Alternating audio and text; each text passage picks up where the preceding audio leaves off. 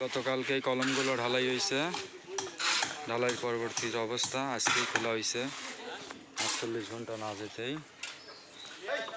তবে মিস্ত্রি ভাই কি কন 48 ঘন্টার আগে কি খোলেন নাই না 24 ঘন্টা, মোটামুটি 16 ঘন্টা পরেই খুলে ফেলাইছে। ওই জন্য মিস্ত্রি বলছি, মিস্ত্রি ধরে ফেলাইছে বিষয়টা, নিষেধ করছিলাম তাও শোনে নাই, তার আগেই খুলে ফেলাইছে। কালকে সন্ধ্যায় ঢালাই দিছে, আজ 12টার সময় করছে। তবে কোনো সমস্যা হয়নি, সুন্দর বের হয়েছে কলম, একবার অস্থির। আর এই পাশে পানি রয়েছে ছাদে, কাজ চলতেছে অপোজিটে। এই পাশের কলমগুলো হয়তো কালকে ঢালাই হবে। এই একটা আছে, এই কর্নারে একটা, আর এই একটা, এই টোটাল 4টা আছে। 4টা হয়তো আগামীকাল ঢালাই হবে। সিঁড়ির 2টা হাফ করে ঢালাই হয়েছে, কারণ সিঁড়ি হাফ ল্যান্ডিং হবে, সেই জন্য সিঁড়ির 2টা ঢালাই হয়েছে 4 ফিট করে। পরবর্তীতে সিঁড়ি ঢালাই হওয়ার পরে বাকি 4 ফিট বা 4.5 ফিট না কতটুক মিস্ত্রি ভালো জানে, ঢালাই দিবে। আর ওই যে মিডিলের সে কলম 2টা হচ্ছে আপনার 10x15 ইঞ্চি, এটাও 10-15 সিঁড়ির কলম। আর এই যে বোর্ড ফিটিং করছে, এটা হচ্ছে 10x18 কলম, বিল্ডিংয়ের সব থেকে মিডিল, সব থেকে বড় শক্তিশালী কলম। হাফ ঢালাই, হাফ হাফ করে ঢালাই হবে।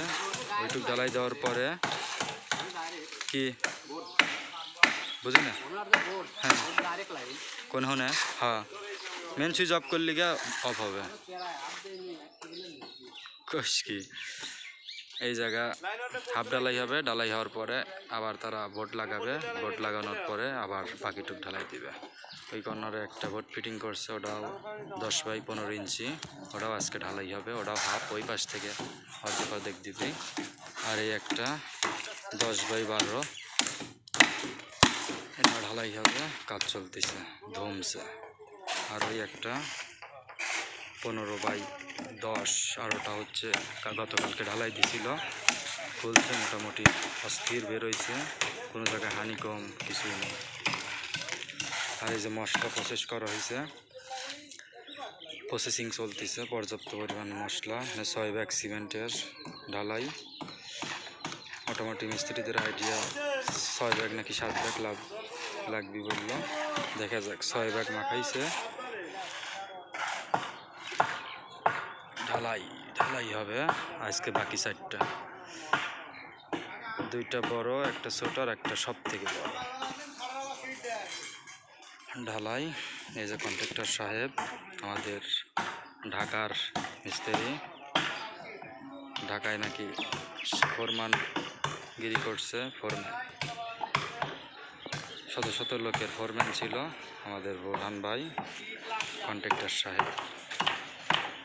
আর মিস্ত্রিরা সব কাজ করতেছে, এটা তার ছোট ভাই, এটার একটা মিস্ত্রি, এই যার একটা মিস্ত্রি সাগর খান, এই যার এক 2 মিস্ত্রি, কন্ট্রাক্টর। আজকে কলম ভাইব্রেটর করা হবে, যেন ভাইব্রেটর মেশিনও আছে। গতকালকে ছোট প্লাস হাফ ঢালাই ছিল, ওই জন্য ভাইব্রেটর মেশিন আনা হয়েছিল না, আজকে আনা হয়েছে ভাইব্রেটর মেশিন। ভাইব্রেটর মেশিন কই যেন রাখছে, কারেন্টের লাইন প্রসেসিং চলতেছে, ওই যে ভাইব্রেটর মেশিন।